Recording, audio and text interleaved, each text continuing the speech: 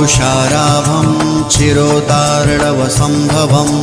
नमामि शशीनं सोमं शम्भोर्मुकुटभूषणम् ॐ धरणीगर्भसम्भूतं विद्युत्कान्तिसमप्रभं कुमारं शक्तिहस्तं तं मङ्गलं प्रणमाम्यहम् ॐ प्रियङ्गुकलिकाश्यामं रूपेणा प्रतिमं बुधं सौम्यं सौम्यगुणोपेतं तं बुधं प्रणमाम्यहम्